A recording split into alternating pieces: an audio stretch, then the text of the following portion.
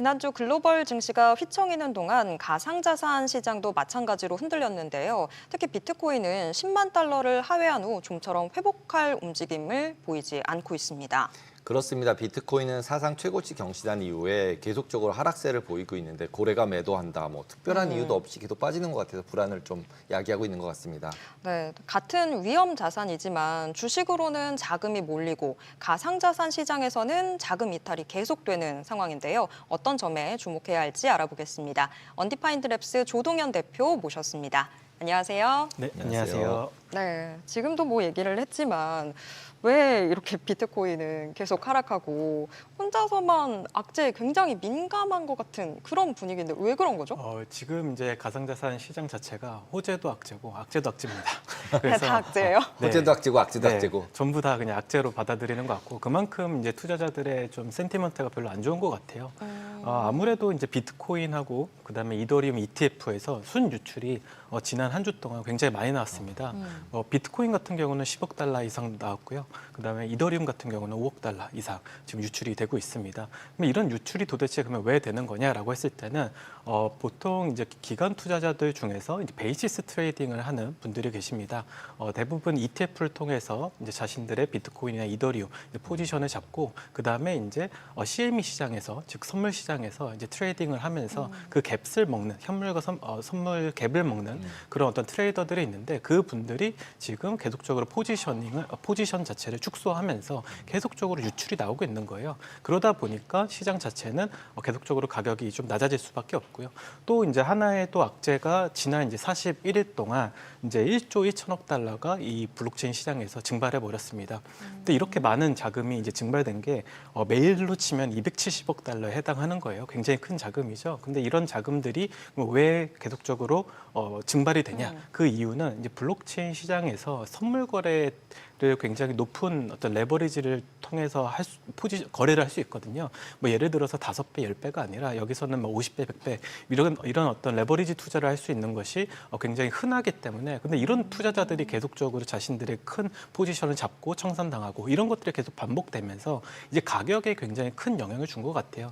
네, 아무래도 현물 투자자들이 부족한 상황에서 이렇게 높은 레버리지를 사용하는 이제 트레이더들이 자꾸 시장에 많아지다 보니까 변동성은 계속 커지고 변동성이 위로도 커지면 좋겠지만 아래로 훨씬 더 많이 지금 커지고 있거든요. 그에 따라서 전반적으로 가격 좀 내려가고 또 ETF 순 유출과 그다음에 재무 전략 기업에서 이제 현물 포지션을 현물 자산을 이제 시장에 매도하면서 계속적으로 악재가 겹겹이 쌓이는 느낌이 많이 들고 있습니다.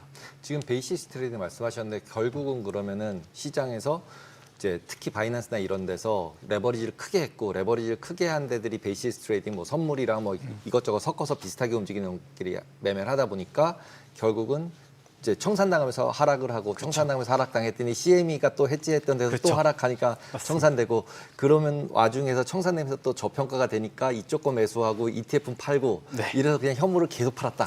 네, 정확하십니다. 이게 지금 전체 그림인 거네요. 네, 악순환의 연속인 거고요. 근데 제도적으로 보면 계속적으로 개선이 되고 있습니다. 이보다 좋은 어떤 제도적 환경이 없었었거든요, 이 블록체인 시장에.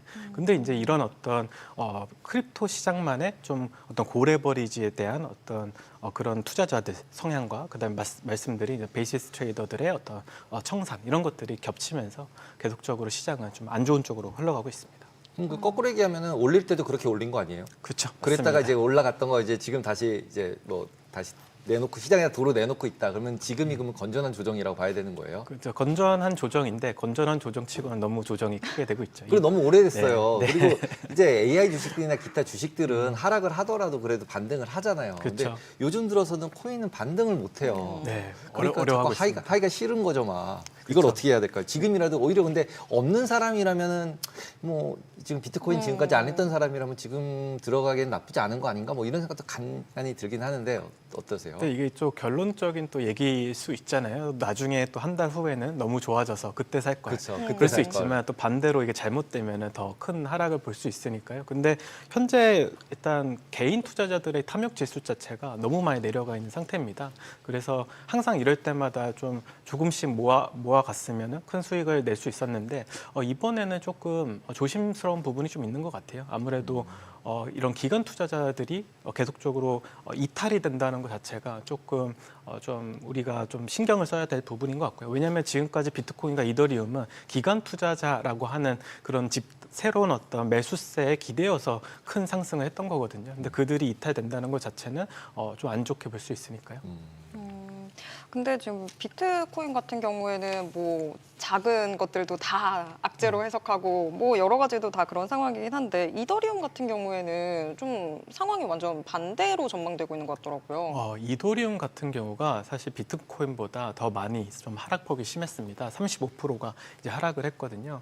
근데 이제 이더리움 같은 경우는 재무전력 기업 중에 비트마인이라고 하는 좀 기업이 있습니다. 그 기업에서 계속적인 어떤 매수를 하고 있어요. 그러다 보니까 조금 시장에서는 이제는 다시 올라갈 수 있지 않을까라고 하는 희망의 끈을 놓지 않고 있는 상태인 것뿐이고요. 근데 이제 이번 주에 나왔던 악재 중에 하나가 이제 피터 틸이 굉장히 비트마인에 대한 지분을 이제 대폭 축소를 했습니다. 이제 피터 틸 같은 경우는 이제 벤처 시장에서 꽤나 유명하신 분이고 어떻게 시장에서 굉장히 좀 영향력이 큰 분이거든요. 근데 팔란티어 공동 네, 맞습니다. 창업자죠. 근데 이제 그분께서 비트마인을 이제 매수했다고 해서 또 이더리움이 큰 상승을 했던 건데 그분의 어떤 지분이 축소되면서 이제는 끝난 건가라고 하는 또 부정적인 또 이런 기사들이 나기 시작한 거죠. 그래서 사실 이더리움 자체도 비트코인처럼 크게 좋지는 않은 것 같습니다. 네.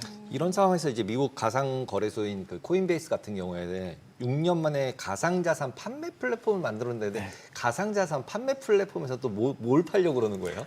이더리움도 사실 이런 ICO라는 걸 했습니다. 그쵸. 그러니까 IPO처럼 결국 코인을 이제 리테일 투자자들한테 판매를 하는 행위예요.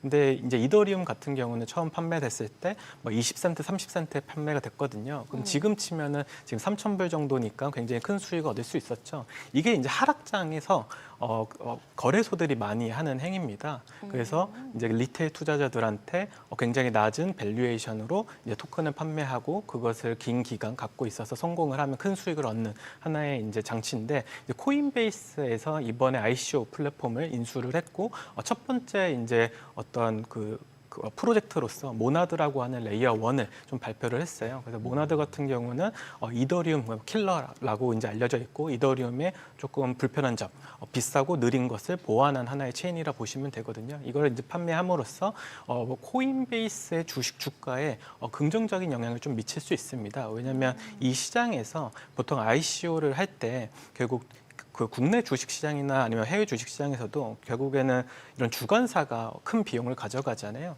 그것처럼 이제 코인 거래소들이 이제 큰 비용을 이제 가져가기 때문에 아마 이런 실적 개선에 굉장히 큰 도움이 좀 될 수 있고 아무래도 모나드 같은 경우 잘 된다고 하면은 이런 어떤 ICO들이 훨씬 더 많아질 것 같아요. 코인베이스 같은 경우는 자신들이 이제 런칭한 레이어 2인 베이스라고 하는 레이어 2에서도 토큰을 출시한다고 발표를 했거든요. 그러면 이제 코인베이스 거래소에서 또 ICO를 하겠죠. 이런 것들이 계속적으로 이어지다 보면은 거래소의 수익에 좀 개선이 될 수 있는 효과가 좀 있습니다. 근데 그렇게 ICO를 한다는 게 결국은 그 코인을 만드는 회사가 어떤 비즈니스를 한다. 그래서 그걸로 백서를 만들고 또 그 설명회를 하고 그렇게 해서 살 사람들을 IPO 하듯이 주식하는 거를 그대로 하는 거를 플랫폼화 시켰다는 건가요? 원래 하고 있던 거 아닌가요? 네, 원래 하고 있었던 겁니다. 근데 미국 규제에서는 그걸 허용을 안 해줬었거든요. 근데 이제 허용을 해주는 시대가 왔고 그래서 어떻게 첫 번째로 이제 시작을 하는 것 같습니다. 네. 이 이슈랑 또 지금 XRP 현물 ETF도 지난주에 결국에 상장해서 뭐 성과 좋다 여러 가지 이야기들 나오는데 이것 때문에 아예 그냥 알트코인 시장 전반에 대한 기대감도 또 같이 커지는 것 같더라고요. 네, 리플이 아무래도 국내 시장에서는 투자자들이 가장 좋아하는 하나의 코인이죠. 최근에 이제 말씀 주신 것처럼 이제 ETF를 출시를 했습니다. 그래서 첫날 이제 한 500억 원 정도가 좀 순유입이 돼가지고 이제 사람들한테 큰 관심을 얻었는데요. 아무래도 시장의 어떤 관심 자체가 지금 블록체인보다는 주식이나 아니면 채권 쪽으로 쏠려 있다 보니까 이제 큰 상승은 또 하지 못했습니다. 그렇지만 이제 계속적으로 이런 알트코인 관련된 ETF가 출시된다는 거는 시장 전반적으로 좋은 좀 현상이라 좀 볼 수 있고요. 앞으로는 뭐 라이트코인뿐만 아니라 다른 어떤 알트코인들이 계속적으로 상장이 될 것 같아요. 그에 따라서 좀 이 블록체인 시장이 다시 좋아진다고 하면은 또 큰 어떤 상승을 좀 동반할 수 있지 않을까라는 생각하고 있습니다. 그리고 최근에 제일 핫했던 게 어떻게 보면 스테이블 코인이었잖아요. 그쵸. 그리고 이더리움도 스테이블 코인 가지고 올렸었고 지금 네. 빠졌지만 네. 그런데 갑자기 또 솔라나도 또 스테이블 코인을 하는데 뭔가 체인을 제공하고 뭘 하겠다고 하는데 이거는 또 어떤 내용이에요? 기존부터 솔라나 같은 경우는 USDC라고 하는 스테이블 코인을 활용해서 이런 결제 시스템들을 굉장히 오랫동안 만들어 왔었습니다. 다만 이제 사람들이 그 필요성을 느끼지 못했던 거죠. 근데 최근에는 이 솔라나 기술을 활용해서 좀 자신들의 어플리케이션에 접목하는 사례들이 좀 많아지기 시작했어요. 아무래도 굉장히 빠르고 좀 수수료가 적기 때문에 그래서 이제 시장에서는 뭐 네오뱅크다라고 하면서 뭐 기존의 어떤 은행들이 하던 어떤 업들을 전부 다 블록체인 시장으로 가져오고 그것이 훨씬 더 좋다라는 걸 많이 홍보하고 있거든요. 아무래도 이게 지니어스 법안이 이제 통과가 된 후부터 좀 가속화됐던 것 같습니다. 그래서 솔라나가 갖고 있는 강점을 여러 가지 어떤 어플리케이션에서 지금 적용을 하고 있다라고 보시면 될 것 같아요. 그럼 저기 솔라나가 저기 스테이블 코인을 가져가면 이더리움한테는 나쁜 건가요? 뭐 이더리움하고 막 경쟁을 한다고 하면 나쁘긴 하죠. 아무래도 이더리움 위에서 이제 결제 시스템을 쓰려고 하면은 아직도 좀 비싼 편입니다. 아무래도 거래당 한 500원 이상은 지출해야 되거든요. 근데 솔라나 같은 경우는 거의 한 10원에서 20원이면은 이런 거래가 완결이 되기 때문에 이제 굉장히 저렴하죠. 그래서 대부분 이제 미국에 있는 이런 빅테크들은 대부분 이제 솔라나 기술을 적용해서 좀 페이먼트 사업을 하고 있어요. 아무래도 가격이 싸고 빠르니까요. 근데 원래 그런 거 하는 거가 리플이 하겠다 그랬던 거 아닌가요? 맞습니다. 자신들의 이제 코인을 갖고서 네. 그것을 하겠다고 했죠. 하지만은 이제 자체적인 어떤 기술 어떤 향상을 못 해가지고 최근에는 신규 스타트업들을 계속 인수하고 있어요. 그래서 자신들이 코어 기술을 갖고 있지 않으니까 결국 스타트업들을 인수해가지고 이걸 완성하겠다라고 하고 있어서 아직 시간은 좀 걸릴 것 같습니다. 그럼 솔라나는 자체 기술력이 있는 거고 그러면 리플은 자체 기술력이 없는 거예요? 그렇죠. 네, 맞습니다. 그렇게 따지면 리플은 어떻게 해야 되는 건가요?